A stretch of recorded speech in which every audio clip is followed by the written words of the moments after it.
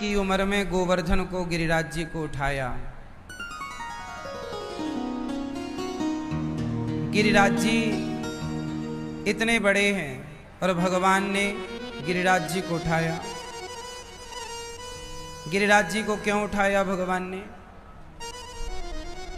गिरिराज जी कौन है? जब राम सेतु का निर्माण हो रहा था त्रेता में, तो राम ने राम सेतु के लिए हनुमान जी गिरिराज जी को लेकर जा रहे थे राम सेतु के लिए। ये गिरिराज जी किनके पुत्र हैं? द्रोणागिरी के, द्रोणागिरी के पुत्र हैं। हिमालय में इनका वास था। जब राम सेतु बना तो हनुमान जी बड़े दूर दूर से पर्वतों को ले जाकर राम सेतु में लगाए। तो गोवर्धन से पूछा कि तुम चलोगे, राम के काम आओगे? तो गिरिराज जी ने कह दिया कि मुझे ले चलो। तो हिमालय से गिरिराज जी को लेकर हनुमान जी लंका की तरफ चले, दक्षिण की तरफ। तभी जब हनुमान जी ब्रजमंडल पहुंचे तो सूचना मिली कि राम सेतु का काम पूरा हो गया है। जिसने जो पत्थर लिया है वहीं रख दो। तो गिरिराज जी को हनुमान जी ने कहा कि राम सेतु तो पूरा हो गया, अब आपको यहीं रख देते हैं। तो गिरिराज जी रोने लगे कि आपने तो हमें अपनों से भी दूर कर दिया और राम के भी हम काम ना आए बीचों बीच। तब हनुमान जी ने राम जी से कहा, मैया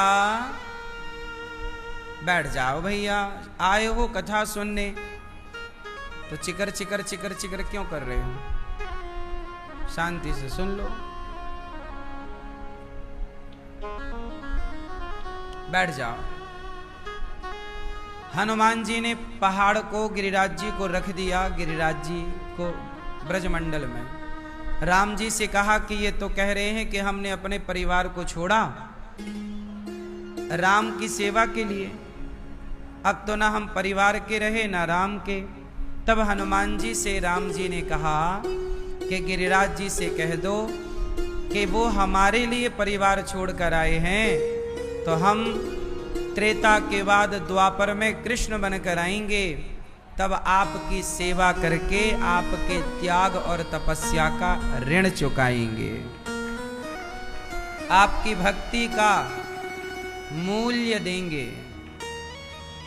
तब त्रेता से वह गिरिराज जी ब्रजमंडल में है और द्वापर में भगवान ने गिरिराज जी को एक उंगली से उठाया। ये गिरिराज जी की कथा है। तो गिरिराज जी के लिए भगवान राम को कृष्ण बनकर आना पड़ा। राम को कृष्ण क्यों बनना पड़ा? गिरिराज जी के लिए बनना पड़ा। बहुत सारे काम हैं जो भगवान राम बन के नहीं कर पाए, कर भी नहीं सकते थे, मजबूरी थी। तो वो सारे अधूरे काम कृष्ण बन करके पूरा किया। तो राम और कृष्ण का अवतार एक ही है, उद्देश्य दोनों का एक ही है। कभी राम बनकर आते हैं, कभी कृष्ण बनकर आते हैं। अब गोवर्धन उठा लिया भगवान। आपके घर में कोई पहाड़ है कि नहीं? आपके घर में कोई पहाड़ है? दादाजी आपके घर में कोई पहाड़ है? क्यों? पीली मैया आपके घर में पहाड़ है? कौन सा? वो पहाड़ है। हमें दिख रहा है कि आप सबके घर में एक पहाड़ है। कौन सा पहाड़? जिम्मेदारियों का पहाड़। कौन सा पहाड़? कौन सा पहाड़? आप सबके घर में एक पहाड़ है, जिम्मेदारियों का पहाड़ है, और भगवान कहते हैं कि मेरी शरण में आओगे तो तुम्हारी जिम्मेदारियों का पहाड़ मैं उठा लूंगा, क्योंकि पहाड़ भगवान उठाते। बताओ, अर्जुन की जिम्मेदारी भगवान ने उठाई कि नहीं? गाड़ी चलाई कि नहीं? अर्जुन का रथ किसने हाँका? भगवान। भगवान कहते हैं तुम मेरे तो बनो, मैं हूं ना तुम्हारी जिम्मेदारियों का पहाड़ उठाने के लिए। और इसलिए पहाड़ उठाकर बता रहे हैं भगवान कि मैं उठा सकता हूं, तुम बस भरोसा करो। मैं उठा सकता हूं, तुम क्या करो? भरोसा, विश्वास रखो। भगवान को विश्वास से ही तो पाया जा सकता है। तो गिरिराज जी को भगवान ने उठाया एक उंगली से। मानो भगवान कहते हैं कि भक्त की रक्षा करना तो मेरे एक बाएं हाथ की एक उंगली का काम है, बस वो भक्त मेरी शरण में आ जाए। हाँ या ना?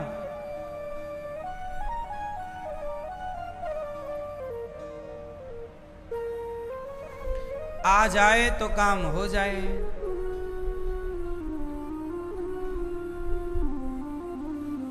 लो भैया, भगवान गिरिराज जी को स्थापित करते हैं, और गोवर्धन का मतलब है गाय का वर्धन। भगवान ने स्वयं अवतार लिया और भगवान गैया चराए, भगवान कुत्ता नहीं चराए। क्या चराए? और आप लोग क्या चराते हो? आजकल कुछ मैडम कुत्ता चराती है, सवेरे शाम ले जा रही है कुत्ता चराने। नहीं ले जाती। पार्कों में देखो, बड़े बड़े शहरों में मैडमें कुत्ता चरा रही हैं। और भगवान क्या चराते थे? गैया। इसलिए भगवान गैया चराते हैं कि दुनिया वालों आप गैया ही चराना, गैया ही रखना, गैया की सेवा करना। गैया की सेवा करने वाला सुखी है कि दुखी है?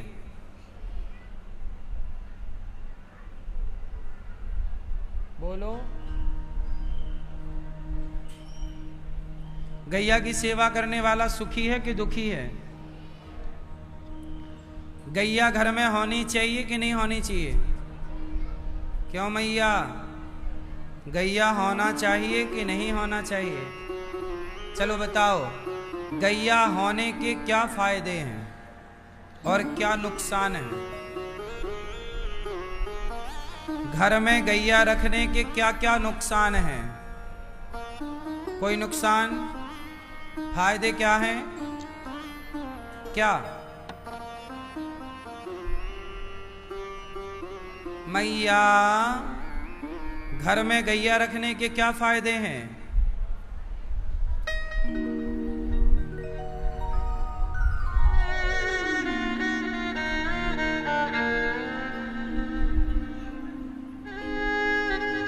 बोलो मेरी माँ,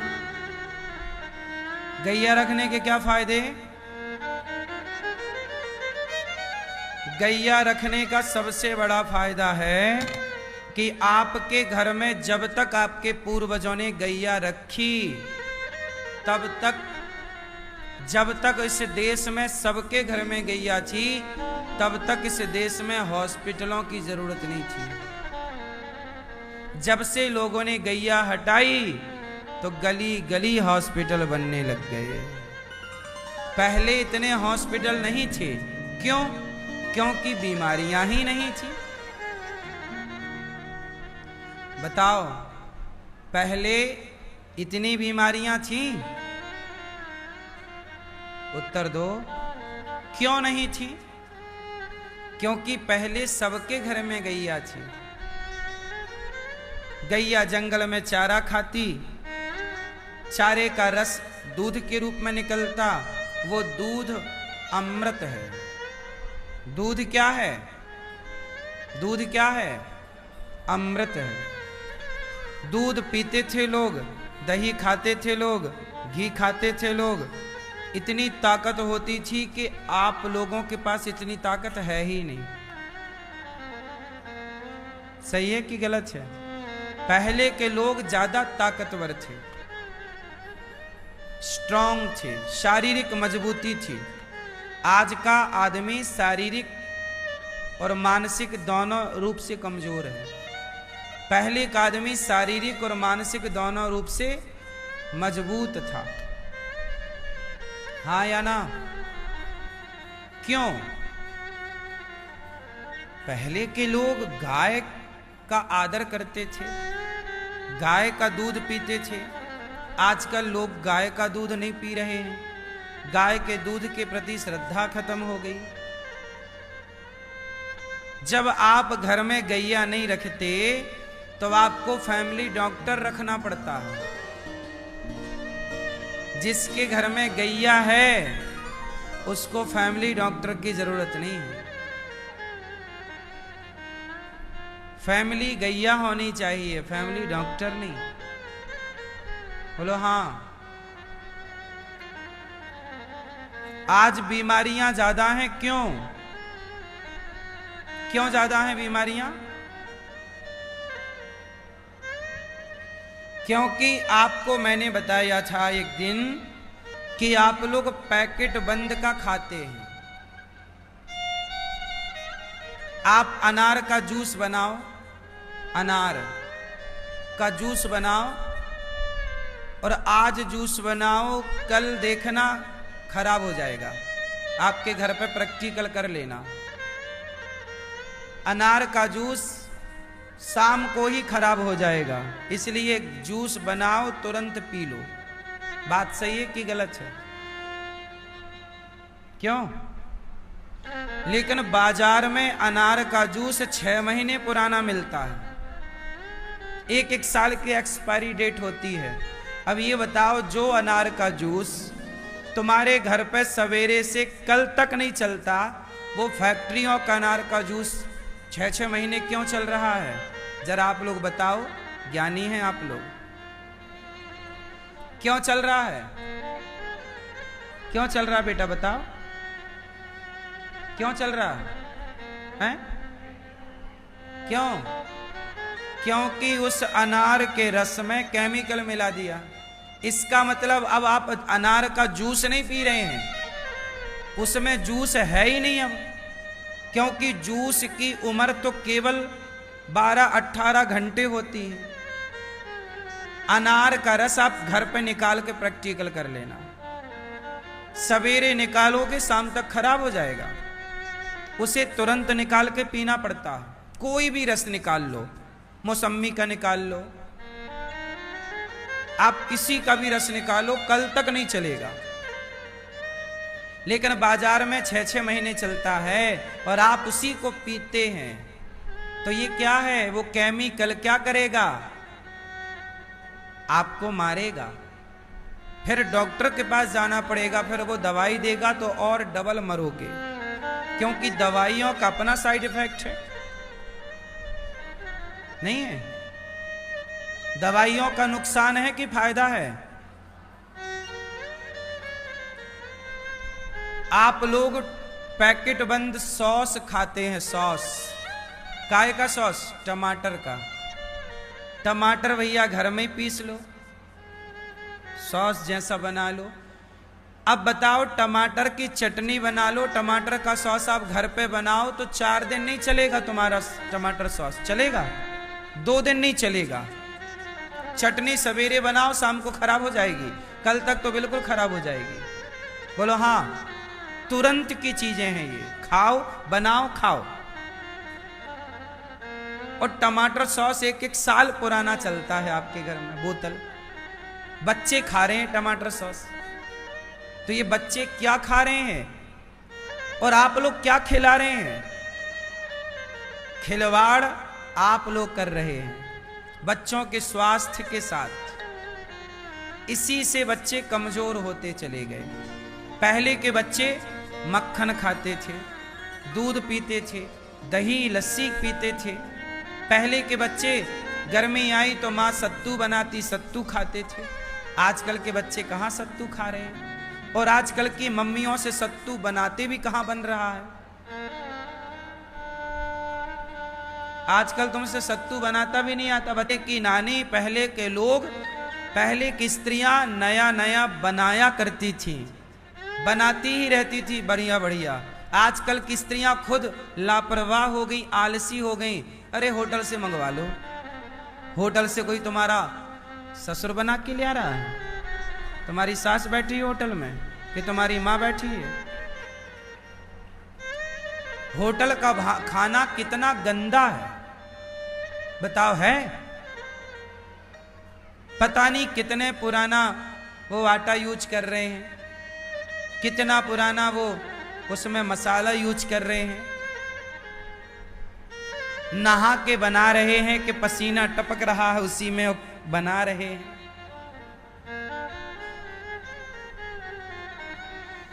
आजकल तुम्हारी बुद्धियां क्यों भ्रष्ट हो गई? तुम्हारा खान पान भ्रष्ट हो गया। जैसा खाए अन्न वैसा रहे मन, जैसी राखे शुद्धि वैसी बने बुद्धि, जैसा पिए पानी वैसी बोले वाणी। चलो बताओ, आटा कितने दिन चलता है नेचुरल? आटे की उम्र कितनी है ये भैया बताएंगे आप। आटे की नेचुरल उम्र कितने दिन है? 15 दिन, ये भैया कह रहे हैं। आप बताओ आटे की उम्र कितनी है? 2 साल? 15 दिन। सच है, आटे की एक्सपायरी डेट अधिक से अधिक 20 दिन की है। 15-20 दिन में आटा खराब होने लग जाता है, उसमें सुड़ी पड़ने लग जाती है, व्हाइट कलर का कीड़ा। सोचिए, आपके घर का गेहूं पिसवाओ, आटा लाओ, 15-20 दिन में खराब होने लगता है। तो बाजार में जो पैकेट बंद आटा मिल रहा है वो तो 6-6 महीना पुराना है। अब बताओ वो खराब क्यों नहीं हो रहा है? क्यों नहीं खराब हो रहा है? बोलो। क्योंकि उसमें मिलावट है केमिकलों की। अब वो केमिकल जब वो सुड़ी कीड़े को मार रहा है तो वो तुम्हारे भीतर जाके तुम्हारे भीतर के सिस्टम को नहीं मारेगा? आजकल तुमको भोजन करना तो आता नहीं है और बड़े हो पढ़े लिखे। ऐसी पढ़ाई किस काम की जहां आपको खाने तक का ज्ञान ना हो? ऐसी शिक्षा किस काम की जहां आपको खाने तक का ज्ञान ना हो? सच बताओ, आप लोगों को खाने पीने का ज्ञान है या नहीं? बोलो। आप में से कितने लोग बाजार का आटा प्रयोग करते हैं? बाजार का आटा प्रयोग करते हो? बोलो। गेहूं पिसवाया करो। गेहूं आप लोग 1 साल के लिए 2 साल के लिए गेहूं का स्टॉक किया करो, फिर गेहूं से जितनी जरूरत पड़े आटा पिसवाओ और वही आटा का प्रयोग करो। बाजार के आटे से बचो। चावल जितना पुराना होगा उतना बढ़िया होगा। हल्दी पिसी हुई बाजार की मत लाओ, हल्दी की गांठ लाया करो और गांठ लाके पिसवाया करो, क्योंकि पिसी हुई हल्दी में मिलावट है, हल्दी महंगी होती है। गांठ लाया करो। गांठ समझते हो ना? हल्दी की गांठ ले आओ और उसको खुद पिसवाओ। खान पान बेहतर बनाओ। बाजार का दूध खरीदते हो आप, शुद्ध है? बाजार का घी खरीदते हो आप, शुद्ध है? बाजार का तेल खरीदते हो आप, शुद्ध है?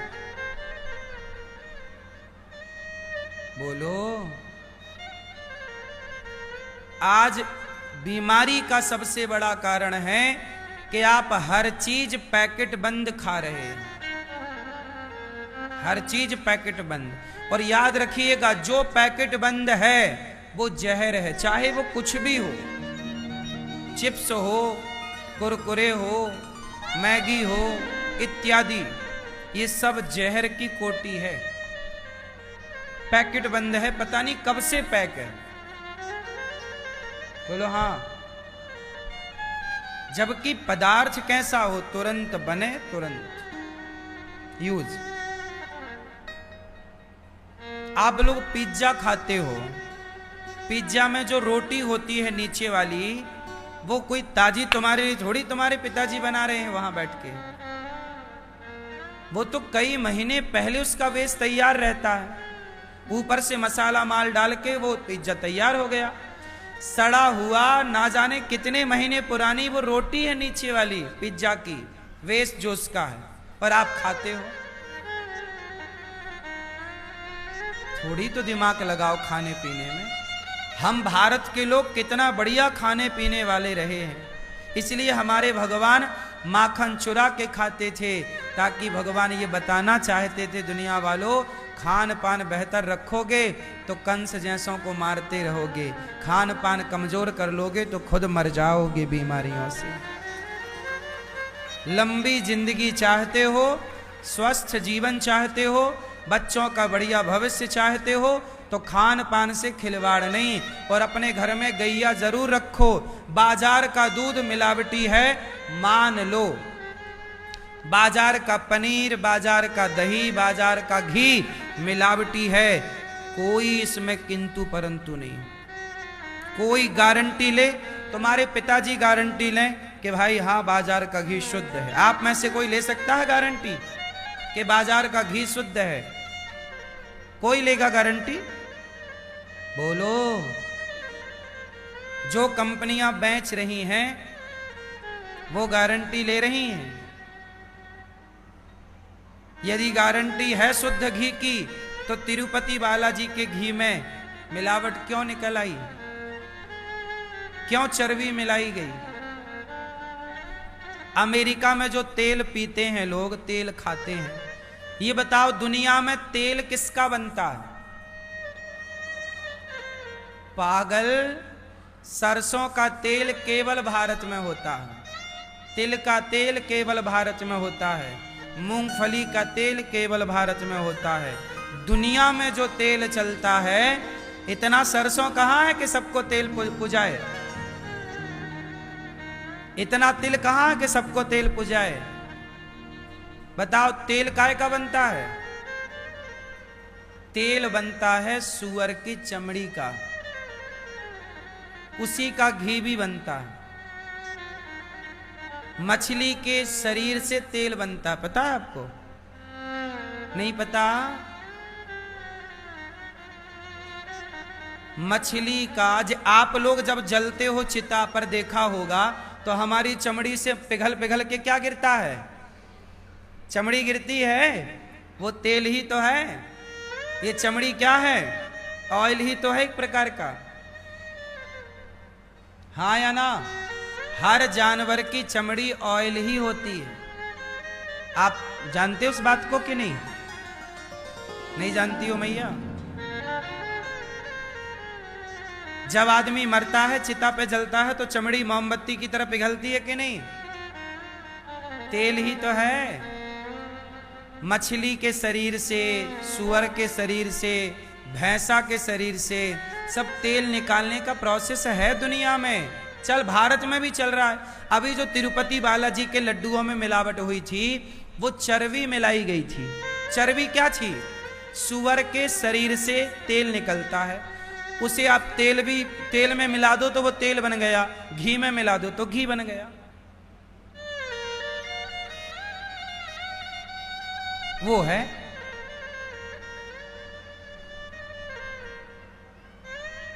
पाम ऑयल क्या है? क्यों नहीं तुम स्टडी करते सब चीजों की? क्यों नहीं पढ़ते? क्यों जहर खा रहे हो? इसलिए भारत के लोग हो, तुम तो कम से कम शुद्ध खाओ। तुम्हारे यहां तो है, तिल होता है, मूंगफली होती है, सरसों होता है। सरसों ले आओ, सरसों को खुद घर पे ही मशीन ला लो, छोटी सी सरसों डालो, तुरंत तेल निकाल लो और चम्मच 2 चम्मच तेल जो चाहिए निकाल के यूज करके फिर आप तेल मत खरीदा करो, सरसों खरीदा करो। आप तिल का तेल मत खरीदो। जो डबल रिफाइंड तेल चल रहा है बाजार में वो केमिकल से भरा है कि नहीं? बोलो हाँ। तुम्हारी बीमारी का कारण क्या है? तेल। अब तुम इतनी सी बात समझ नहीं पाए, इतना सा पढ़ नहीं पाए और बहुत डिग्रियां लेके घर में बैठे हो। तुम्हारी डिग्रियों का हम क्या करें, अचार रखें? तुम्हें खुद की सेहत का तो ख्याल है नहीं, तुम्हें खुद के बच्चों की तो फिक्र है नहीं, तुम खान पान गलत कर रहे हो। क्यों भैया? ओ चश्मा वाले भैया, क्या खाते हो आप? कौन सा तेल? बाजार वाला? Double refined? घर पे तेल नहीं बना सकते सरसों लाके? कौन करे महाराज जी माथा पच्ची, हम तो जहर खा के खुश हैं।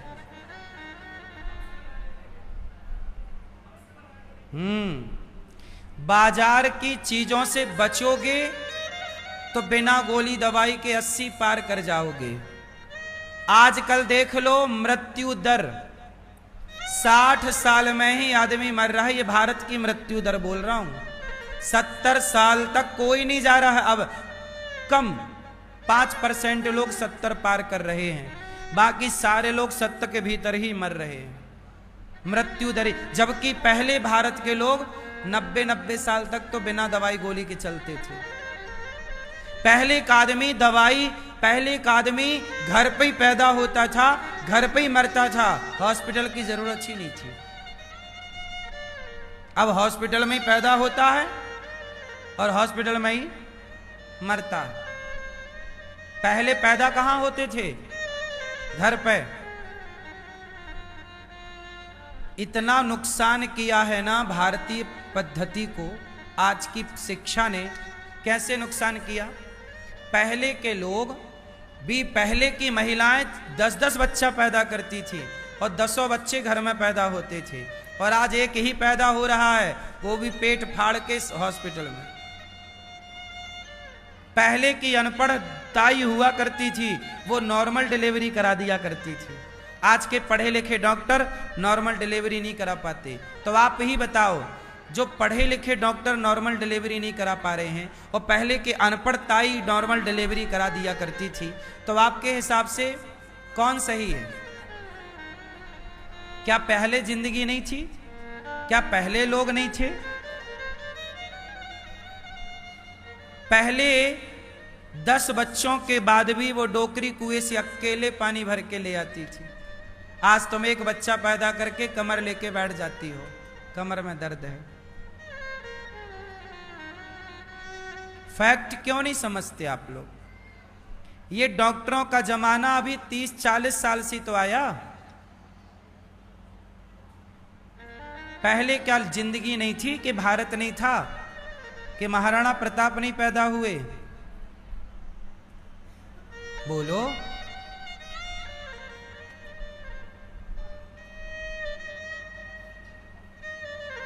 जहां नॉर्मल डिलीवरी हो सकती है वहां तो नॉर्मल ही करना चाहिए। जहां ठीक है कोई केस बिगड़ गया, पर आजकल डॉक्टर तो यही कह देते हैं, भाई केस बिगड़ गया, पानी चला गया, बच्चा उल्टा हो गया, घूम गया, फाड़ो पेट। इतना डरा देते हैं कि मरता क्या ना करता। डॉक्टर हैं कि डाकू हैं पता ही नहीं।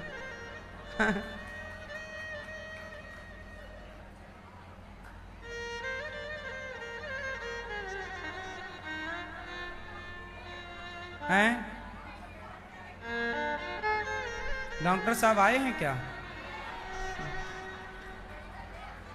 नहीं, ये तो डॉक्टर ही हैं। लेकिन डॉक्टरों के रूप में डाकू भी हैं। नहीं, आप नहीं हैं, पर हैं समाज में। मुर्दे को भी भर्ती कर लेते हैं। आप डॉक्टर भी इस बात को नकार नहीं सकते। आप तो और हमसे बेहतर जानते होंगे बड़े बड़े हॉस्पिटलों में टारगेट होता है कितने ऑपरेशन करने ही हैं, भले ऑपरेशन ना हो, मरीज को रिक्वायरमेंट ना हो, पर पता है हॉस्पिटल का जो मालिक है वो कहता है कि भाई 100 ऑपरेशन तो चाहिए फलाने केस के, नहीं है तो आप बिगाड़ो केस, दवाई ऐसी दो कि केस बिगड़े फिर ऑपरेशन करना, ऐसा तक होता है। डॉक्टर साहब होता है कि नहीं? ये डॉक्टर साहब देखो स्वीकार कर रहे हैं, कोई नकार ही नहीं सकता।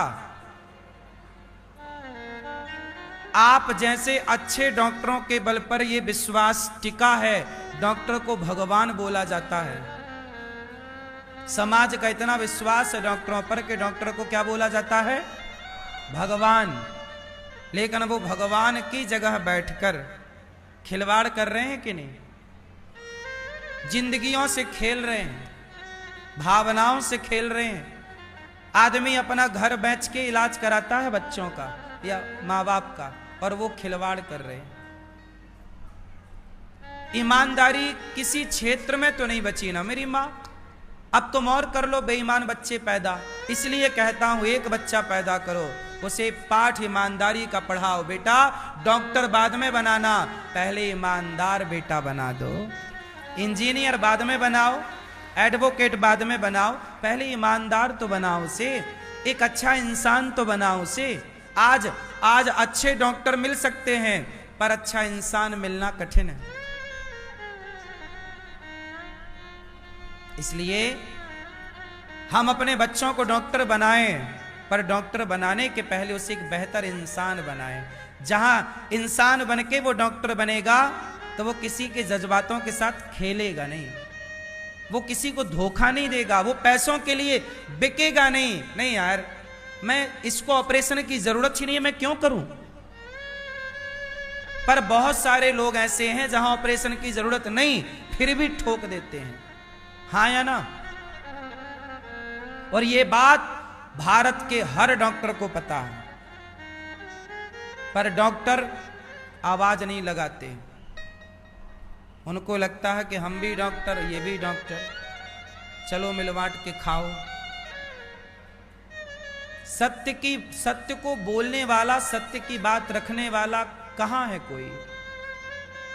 किसी भी फील्ड का व्यक्ति अपने फील्ड के लोगों की बुराई नहीं करता, जानता सब है कि ये गलत चल रहा है, पर बोलेगा नहीं, चुपचाप देखता और सहता रहेगा। ये भी एक पाप है। पाप करना तो पाप है, पर पाप को देखकर चुप रहना भी पाप है। इसलिए कहता हूं ईमानदारी चाहिए। डॉक्टर कैसे चाहिए? डॉक्टर कैसे हो? आज मैं आपको 2 बातें बताता हूं जो हर डॉक्टर को बतानी चाहिए। पहली बात तो मैं यही बताता हूं कि बाजार के पैकेट बंद, अब ये हमारे डॉक्टर साहब बैठे हैं, बताओ डॉक्टर साहब, बाजार के पैकेट बंद सामान का यूज करना चाहिए कि नहीं करना चाहिए? बोलो, नहीं करना चाहिए। ये बात हर डॉक्टर को बोलनी चाहिए कि आप पैकेट बंद सामान खाना बंद कर दो, अपने आप स्वस्थ हो जाएंगे, पहला। और दूसरा, आप सवेरे उठकर नहाकर, फ्रेश होकर नहाकर आधा घंटा व्यायाम कर लो, एक्सरसाइज कर लो, आप बीमार ही नहीं पड़ेंगे। बाकी कोई विशेष गंभीर बीमारियां हैं उसके लिए डॉक्टर बैठे हैं। सामान्य रोजमर्रा की बीमारियां कोई बीमारियां नहीं होती। सर्वाइकल नाम की एक बीमारी चलती है। सर्वाइकल क्या है? योग ना करने से सर्वाइकल होता है। आप योग करिए, एक्सरसाइज करिए, शरीर को हिलाते डुलाते रहिए, क्यों होगा? सर्वाइकल का इलाज कराने डॉक्टर के पास जाओ तो वो दवाई देने के बाद आपको योग ही बताता है कि हाथ जरा ऐसे कर लेना, जरा हाथ ऐसे कर ले। तुम पहले ही करती तो काहे मरती? तो डॉक्टर भी तो इलाज करके योग ही बताएगा तुम्हें, तो पहले ही कर लो ना मेरी मां।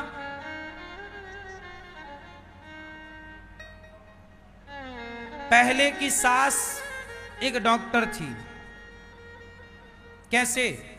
स्त्री जब गर्भवती होती थी, जब आपका बच्चा 5 महीना पेट में रहता था, तो आपकी सास बोली पूरे घर में पोंछा लगाना है। पोंछा कैसे लगाते हैं? उकड़ू बैठकर। कैसे लगाते हैं? उकड़ू बैठकर। उकड़ू जानते हैं ना? उकड़ू बैठ के पोंछा लगाने से, पीछे चलने से नॉर्मल डिलीवरी की संभावना कई प्रतिशत बढ़ जाती है। ये डॉक्टर साहब बता देंगे, लेकिन ये बात आज का कोई डॉक्टर नहीं बता रहा है। ना तुम्हें उकड़ू बैठना आ रहा है। तुम डॉक्टर को भले पेट फड़वाने का 1 लाख दे दोगी, परंतु तुम पुरानी बातों को फॉलो नहीं करना चाहते, जो कि साइंटिफिक हैं, वैज्ञानिक हैं। हाँ या ना? बोलो हाँ कि ना। इसलिए मेरी मां, हमारा देश इतना शिक्षित था कि पहले हर घर एक डॉक्टर हुआ करता था। अपने आप में हर घर डॉक्टर था। एक जब तक घर घर गैया थी, तब तक घर घर क्या था? हर घर डॉक्टर था। सबके पास ज्ञान था कि इसका उपचार क्या है, इसका इलाज क्या है। अब जितना तुम पढ़ते गए उतने मूर्ख होते गए। आज सबसे बड़ा मूर्ख कौन है? पढ़े लिखे लोग अपने से बड़ों की इज्जत तक करना नहीं जानते, बाप की इज्जत नहीं कर रहे हैं। तो क्या आप कह दोगे कि ये पढ़ा लिखा है? शिक्षा का मतलब एटीट्यूड नहीं है। शिक्षा का मतलब घमंड नहीं है। शिक्षा का मतलब क्या है बताओ? विद्या क्या देती है? बोलो। विद्या ददाति विनयम। विद्या हमें नम्रता देती है। इसलिए पढ़ाई करो। हमारे यहां पहले भी वैद्य थे। हमारे यहां शंकर जी सबसे पहले सर्जन हैं। पहला ऑपरेशन शंकर जी ने किया अपने ससुर जी का। सिर काट दिया और बकरे का सिर लगा दिया। फिर पुत्र का हाथी का सिर जोड़। आदमी के धड़ में हाथी का सिर जोड़ना केवल शंकर जी कर सकते हैं। आदमी के धड़ में बकरे का सिर जोड़ना केवल शंकर जी कर सकते हैं। क्या ये मेडिकल साइंस नहीं है? क्या आज का साइंस वहां तक पहुंचा? इसलिए आप जो पढ़ रहे हैं वो बढ़िया है, पर हमारे यहां जो वैदिक परंपराएं थी, हमारी परंपराएं ऐसी थी कि कोई बीमार ही ना पड़े। बात सही है? भगवान ने गिरिराज जी को स्थापित किया। आज बढ़िया यमुना के पावन तट पर भगवान ने सुंदर स्वागत है आपका। सारी गोपियां आईं और आज भगवान ने गोपियों के संग रास रचाने का मन बनाया। रास रचाने का क्या बनाया? मन। सारी गोपियां काम में लगी थी। दोहंत्यो भी ययो काश्चित दोहम हित्वा समुत्सुकाः। एक गोपी गाय दो रही थी कि बांसुरी सुनाई पड़ी, दौड़ पड़ी। एक सखी आंखों में काजल लगा रही थी कि बांसुरी सुनाई पड़ी, दौड़ पड़ी। गोपियां अपना सारा काम छोड़ कर दौड़ पड़ी श्री कृष्ण की तरफ। आज भगवान ने गोपियों के लिए रास का प्रोग्राम रखा। भगवान रास रचाने जा रहे हैं। रंतुम रमण करेंगे गोपियों के संग। क्यों? रास रचाना है। ये रास रचा रहे हैं भगवान। गीत गा के गोपियों को बुलाया। सारी गोपियां काम धाम छोड़ कर दौड़ पड़ी कृष्ण से मिलने के लिए। काम कर्म मैया, एक होता है कर्म, एक होता है धर्म। बताओ कौन बड़ा है? कर्म बड़ा कि धर्म बड़ा? कौन बड़ा भैया? कौन? कर्म। मैया क्या बोलती तू? कर्म बड़ा कि धर्म बड़ा? यही बोलो। क्या बड़ा? कर्म। धर्म। भैया क्या बड़ा है, कर्म बड़ा होता है कि धर्म बड़ा होता है? कौन बड़ा? कर्म और धर्म। कर्म कौन बड़ा है, कर्म की धर्म? धर्म बड़ा है। आप बताओ क्या बड़ा? कर्म। कर्म कर्म करना चाहिए सबको। लोग यही तो कहते हैं कर्म ही पूजा है, ट्रकों के पीछे लिखा रहता है कर्म ही पूजा है। पर कर्म ही पूजा है ये ज्ञान दे कौन रहा है? ट्रक वाले। ट्रकों के पीछे लिखा रहता कर्म ही पूजा है। कर्म बड़ा है ऐसा लोग कहते हैं, हम नहीं कहते। कर्म बड़ा है, पर ये बताओ कौन सा कर्म बड़ा है? ये कौन डिसाइड करेगा कि कौन सा कर्म करें? अच्छा, कर्म तो रावण ने भी किया, सीता मैया को चुरा लाया, ये भी तो कर्म था। और कर्म राम ने भी किया, कर्म रावण ने भी किया, कर्म राम ने भी किया। बताओ किसका कर्म श्रेष्ठ है? राम का कर्म श्रेष्ठ है, रावण का कर्म श्रेष्ठ क्यों? अब यही तो कौन बताएगा कि कौन सा कर्म करूं और कौन सा कर्म, कौन सा कर्म करें और ना करें, यही बताने के लिए धर्म है। इसलिए धर्म के अकॉर्डिंग, धर्म के अनुसार किया गया कर्म ही श्रेष्ठ है। और धर्म युक्त कर्म नहीं है तो वह कर्म श्रेष्ठ। यदि आपके कर्म रावण जैसे हो गए तो वो कर्म आपको श्रेष्ठ कैसे बनाएंगे? समझो। अब आपके बगल में लड़का रहता है, वो शराब पीता है, तो कर्म तो वो भी कर रहा है, दिन भर शराब पीता रहता है, शराब पीने का कर्म करता है। गंजेड़ी गांजा पीने का कर्म करता है। कोई बलात्कारी बलात्कार कर रहा है, पूछो क्या कर रहा है? बोला मैं अपना कर्म कर रहा हूं। तो कर्म तो वो भी है जो कर रहा है। कसाई क्या कर रहा है? दिन भर गैया काट रहा है। क्या कर रहा है भैया कसाई? बोला मैं अपना कर्म कर रहा हूं। कर्म तो सब ही कर रहे हैं। चींटी जा रही है, क्या कर रही है? कर्म कर रही है। सारे लोग कर्म कर रहे हैं, पर किसी का कर्म उसे रावण बना देता है, किसी का कर्म उसे राम बना देता है। ये तो धर्म के हिसाब से जब कर्म, इसलिए कर्म ही बड़ा है। नहीं, कर्म ही बड़ा होता तो कर्म तो सब कर रहे हैं, फिर सब बड़े हो जाते ना। फिर कसाई की भी पूजा करते ना लोग, फिर राम की ही पूजा क्यों करते हैं? फिर रावण की भी पूजा करते लोग। कर्म ही बड़ा होता तो कसाई भी पूजा के योग्य है। इसका मतलब है कि वो कर्म कदापि ना करें जो कर्म गलत है। इसलिए धर्म का ज्ञान होगा, मेरे अंदर धर्म का ज्ञान होगा तो मैं वो गलत कर्म करूंगा ही नहीं। जैसे आप में से कोई चोरी करता है, क्यों भैया?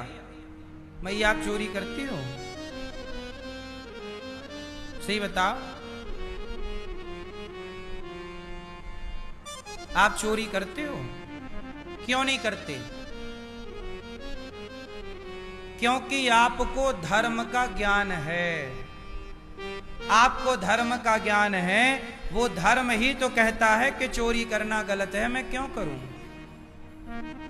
आपके अंदर धर्म है इसलिए आप चोरी नहीं करते, और आपके अंदर धर्म मर जाए तो आप चोरी करने लग जाओ।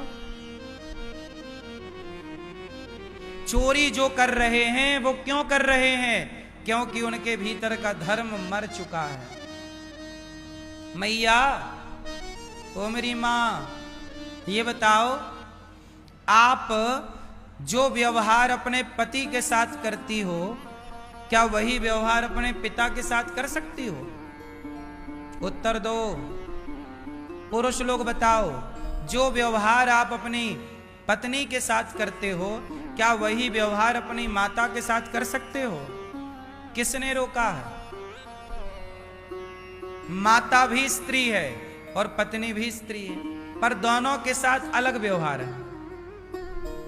पिता भी पुरुष है और पति भी पुरुष है, पर दोनों के साथ अलग व्यवहार है। बताओ किसने रोका है? यही तो धर्म है।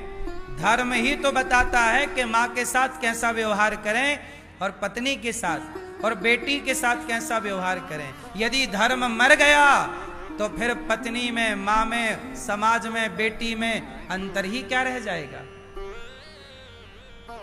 इसलिए कहता हूं, जिसके भीतर धर्म जिंदा है वही इंसान है, और जिसके भीतर का धर्म मर चुका। अब कुत्ता स्वान, कुत्ता क्या करता है? जिस से जन्म लेता है, कुत्ता अपनी मां से जन्म लेता है, और वह कुत्ता 2 साल बाद जब वो जवान हो जाता है तो अपनी माता के साथ ही संबंध बनाने लग जाता है। बोलो हाँ, ये जानवरों में होता है, नहीं होता? हाँ या ना? कुत्ते में ऐसा होता है कि नहीं?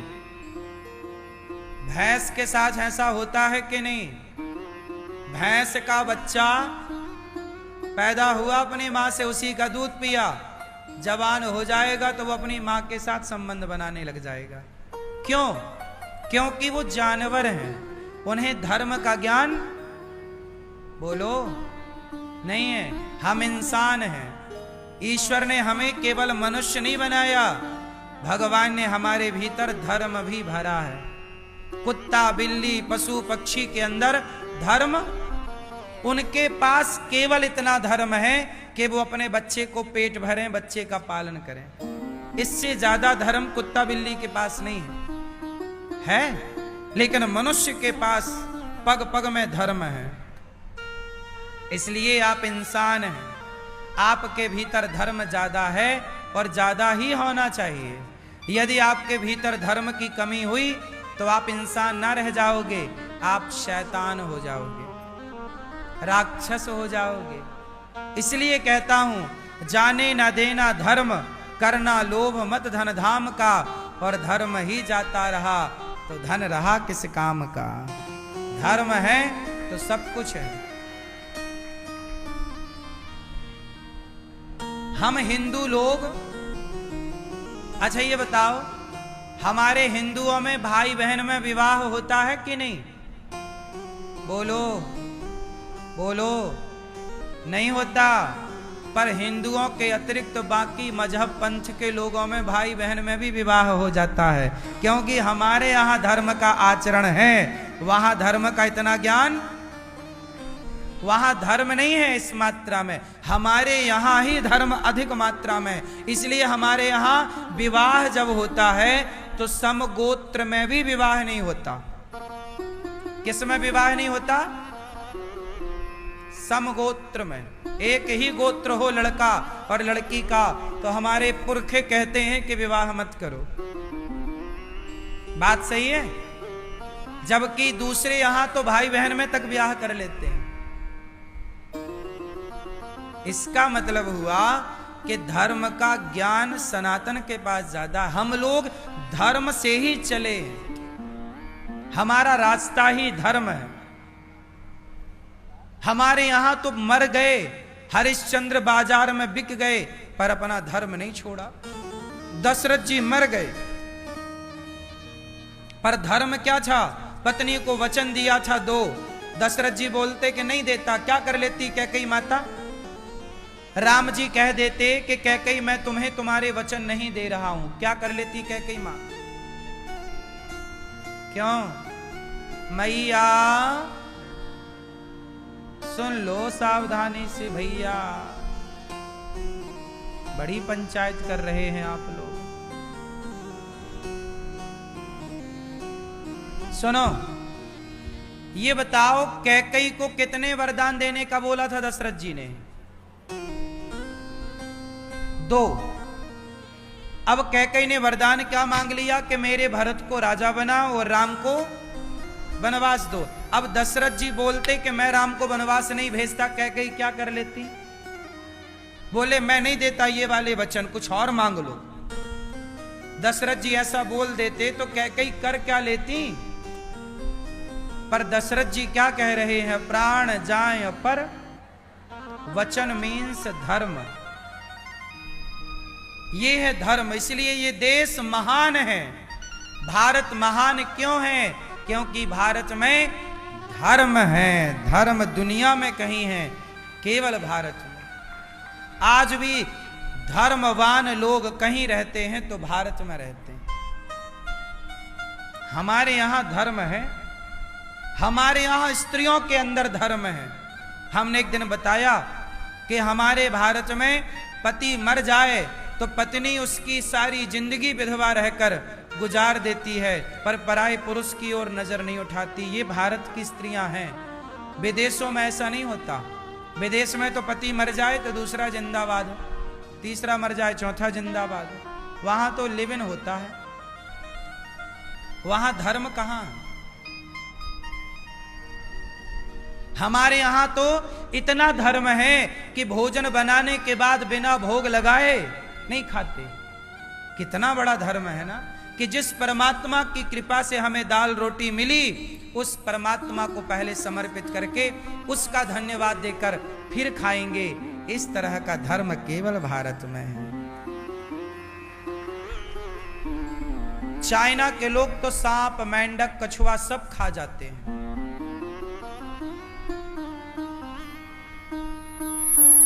अब जैसे अभी आपके सामने से एक छोटा सा मेंढक निकला, चाइना की स्त्रियां बैठी होती तो उठा के झोले में रख लेती कि शाम को चटनी बना लेंगी।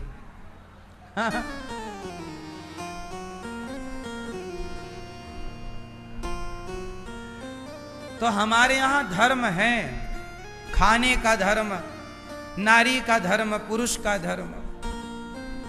आज भगवान ने गोपियों को बुलाया, गोपियां आई, भगवान ने गोपियों के संग रास रचाया। रास रचाकर भगवान ने गोपियों को आह्लादित किया। भगवान गोपियों के संग रास रचा रहे हैं। चलो बताओ जरा, ये रास क्या होता है? आप लोग रास रचाते हो कि नहीं? रास रचाना सही है कि गलत है? क्यों मैया आप बताओ, रास रचाना सही है कि गलत है? तो आपके पति रचाते हैं रास? बोलो। आप अपने पति को आज्ञा दोगी, जाओ रास रचाया आओ? बोलो। नहीं मैया, आपके पति रास रचाते हैं? आप रास रचाती हो? ये रास क्या है? आज समझते हैं रास को। क्यों भैया? डॉक्टर साहब बताओ, रास किसे कहते हैं? भगवान कृष्ण ने रास रचाया। आप रचाते हो रास? रास रचाना सही है कि गलत है? हैं? तुम करो तो रास लीला, हम करें तो कैरेक्टर ढीला। इसका मतलब क्या हुआ? हमने केवल एक सेंटेंस पूछा आपसे, तुम करो तो रास लीला, हम करें तो कैरेक्टर ढीला। जरा इसका मीनिंग बताओ, अर्थ बताओ, क्या अर्थ हुआ इसका? इसका अर्थ हुआ कि तुम करो तो रास लीला। इसका अर्थ ये हुआ कि ये मूवी बनाने वाले बॉलीवुड के लोग इनडायरेक्ट भगवान पर एक सवाल खड़ा कर रहे हैं। आप बताओ, क्या रास लीला कोई कैरेक्टर ढीला की लीला है? क्या रास लीला कैरेक्टर ढीला की लीला है साहब? जिस कृष्ण की आप लोग पूजा करते हो, क्या कृष्ण का कैरेक्टर ढीला है? उत्तर दो। क्या भगवान कृष्ण का कैरेक्टर ढीला है? पर आप लोग तो कहते हो तुम करो तो रास लीला, हम करें तो कैरेक्टर ढीला। मतलब रास लीला तो कृष्ण की ही होती है ना? तो कृष्ण की लीला को कैरेक्टर ढीला से जोड़ने का अर्थ क्या है? इसका मतलब तो यही हुआ कि आप इनडायरेक्ट कृष्ण को अपमानित कर रहे हैं, कैरेक्टर ढीला कह के। एक सेंटेंस का मतलब आप नहीं समझ पाए, बॉलीवुड ने इतना जहर घोल दिया और आप समझ नहीं पाए। क्या कृष्ण का कैरेक्टर ढीला है, सवाल पूछ रहा हूं मैं। तो ये बॉलीवुड वाले क्यों कह रहे हैं कि तुम करो तो रासलीला? तो क्या रासलीला में जो हुआ था, क्या वो कैरेक्टर ढीला था? आप लोग जानते हो रासलीला में क्या हुआ था? क्या हुआ था? जितनी गोपियां थीं उतने कृष्ण थे, लिखा है ऑन रिकॉर्ड, अपने से नहीं बोल रहा हूं। उस रासलीला में भगवान शंकर भी गोपी बनकर आए थे। अब बताओ शंकर जी क्या बनकर आए? तो क्या शंकर जी यहां कैरेक्टर ढीला के लीला में कर क्या रहे थे? फिर शंकर जी तो वो है ना जिन्होंने कामदेव को जला के भस्म किया है। शंकर जी ने क्या किया? कामदेव को जला के तीसरी आंख खोली, कामदेव जल गया। जो शिव कामदेव को जलाते हो वो शिव हाथ जोड़कर कह रहे हैं कन्हैया मुझे अपनी रासलीला में जगह दे दो। अब बताओ उस रासलीला में शंकर जी गोपी बनकर आए। उस रासलीला को ये बॉलीवुड के लोग कह रहे हैं कि कैरेक्टर ढीला, जबकि बॉलीवुड में खुद का आचरण कैसा है इनको देखो। लेकिन मुझे दिक्कत नहीं हुई, बॉलीवुड ने बोला।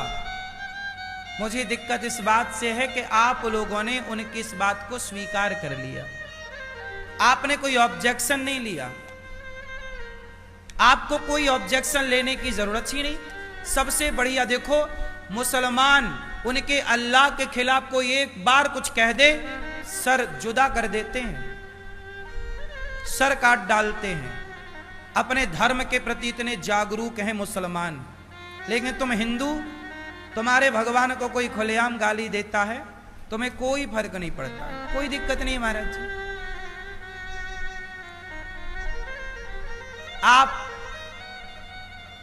आपके भगवान को कोई गाली दे दे, आपके संस्कृति को कोई गाली दे दे, आपको कोई दिक्कत नहीं। इसलिए मुसलमानों के वामन देश हैं, क्योंकि वो अपने धर्म को लेकर कट्टर हैं, अपनी विचारधारा को लेकर कट्टर हैं।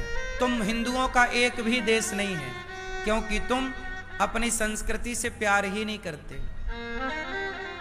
तुम्हें फर्क ही नहीं पड़ता। बॉलीवुड ने आज तक जितनी मूवियां बनाई हैं, सारी मूवियां केवल सनातन के विरोध में बनाई हैं, और किसी मजहब पंथ के विरोध में एक मूवी बनी हो तो नाम बताओ, बोलो मैया।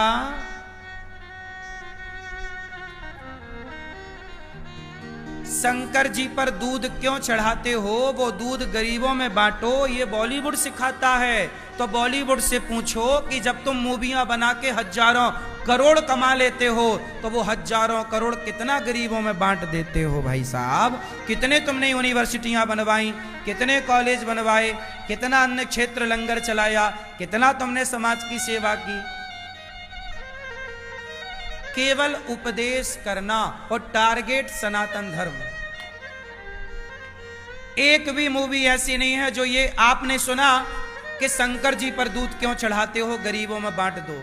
तो पूछो कि मजारों में लोग चादर चढ़ाते हैं, वो चादर मजारों में क्यों चढ़ाते हो? उस पैसे को गरीबों में बांट दो, ऐसा किसी मूवी ने कहा? चर्च में क्यों जाते हो? चर्च में जाने का जो खर्चा है, वहां पे जो वाइन चढ़ाने का है, वो गरीबों में बांट दो। क्यों चढ़ाते हो वाइन वहां भैया? ऐसा किसी ने नहीं कहा। शंकर जी पर दूध क्यों चढ़ाते हो कह दिया। आपको नहीं लगता कि सनातन को टारगेट करता है बॉलीवुड? बोलो। और तमाशा आप देखते हैं। पिक्चर बनती हैं कौन सी? आश्रम जैसी मूवियां, जहां भारत के संतों को बदनाम किया जाता है। आश्रम जैसी मूवियों में एक भी मूवी ऐसी नहीं बनी जहां पादरियों को दिखाया गया हो, क्या वो लोग गलत नहीं करते? कितने वीडियो, कितने सोशल मीडिया पर और टीवी चैनलों पर आप सुनते हैं, मौलवी मुल्ले क्या गलत नहीं करते? पकड़े गए, क्या उनके खिलाफ एक मूवी बनी?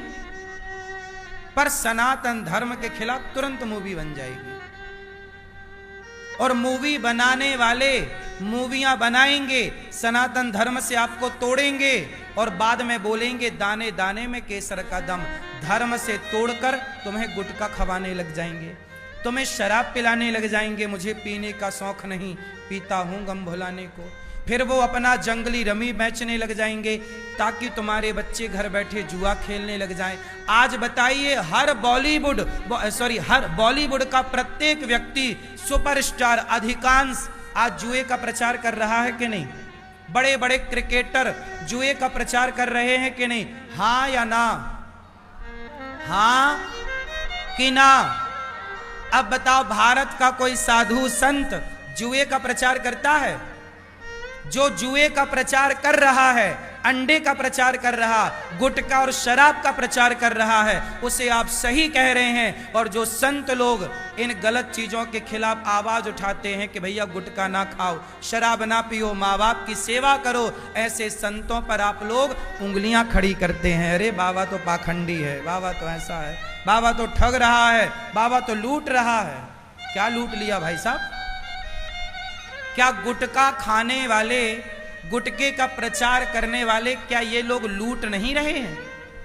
कह रहे हैं दाने दाने में केसर का दम। अरे केसर का दम ही देखना है तो सीधा केसर खाना भैया, गुटखा काहे खा रहा है? केसर वाला दूध पी, तेरा स्वास्थ्य बनेगा। ये बॉलीवुड के लोग केवल सनातन को, लेकिन आप समझने को तैयार नहीं है।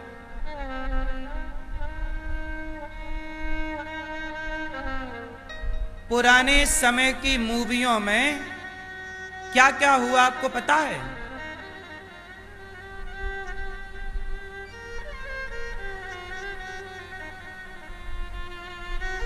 हिंदू को गलत बताया गया।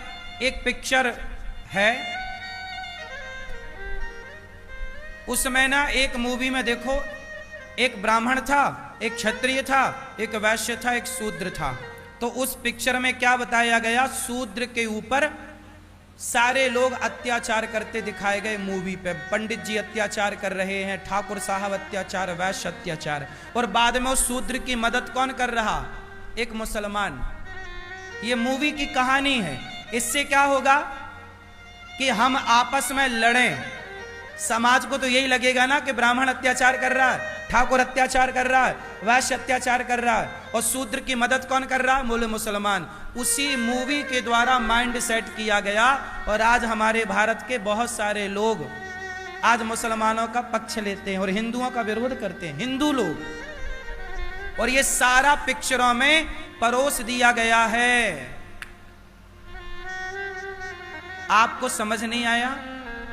समझ में आएगा भी नहीं, क्योंकि आप समझना नहीं चाहते। हमारे देश में चारों मिलजुल के रहते थे, ब्राह्मण, क्षत्रिय, वैश्य, शूद्र। कभी इनमें मतभेद नहीं था, कभी इनमें कोई गिला शिकवा नहीं थी।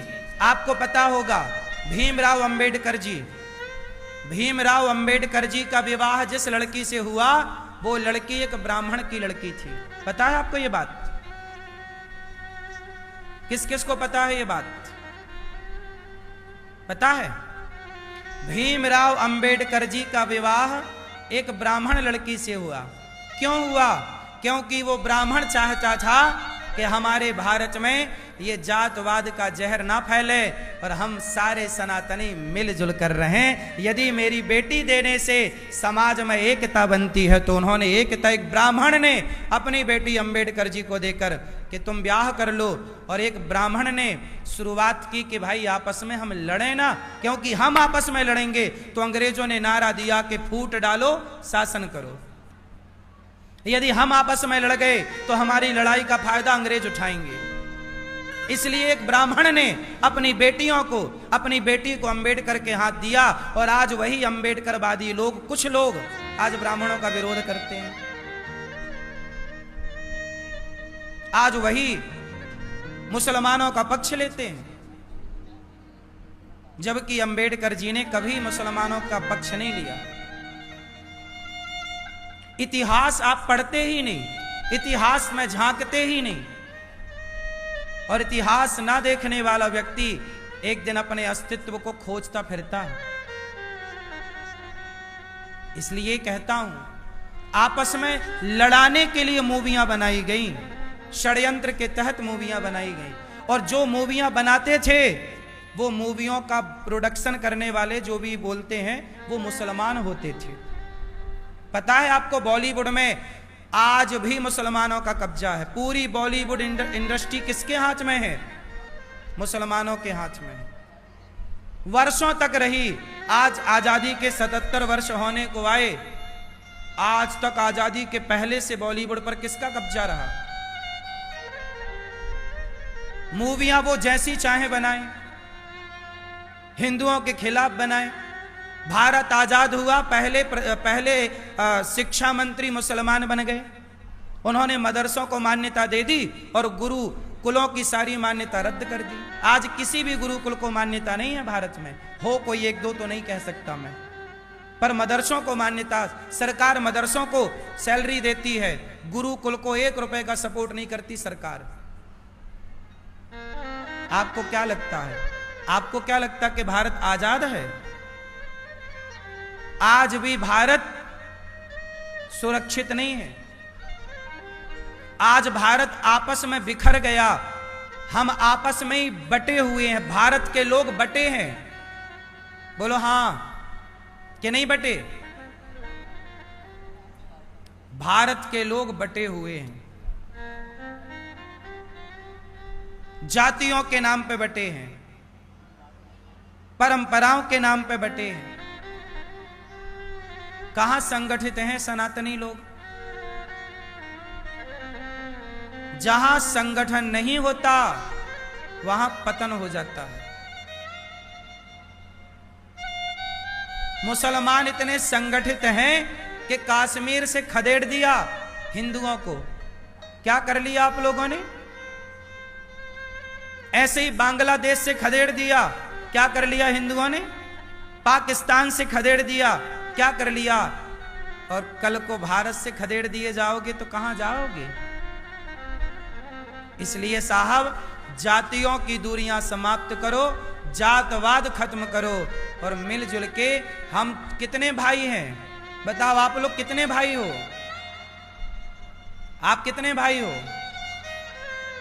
क्यों मैया, आप कितने भाई बहन हो? भाई कितने आपके? एक भाई। आप कितने भाई हो डॉक्टर साहब? 2 भाई। आप कितने भाई हैं भैया? 4। आप कितने भाई हैं? 2। सुनो, बताओ हम सनातनी कितने भाई हैं? हम सनातनी 4 भाई हैं। ब्राह्मण, क्षत्रिय, वैश्य, शूद्र।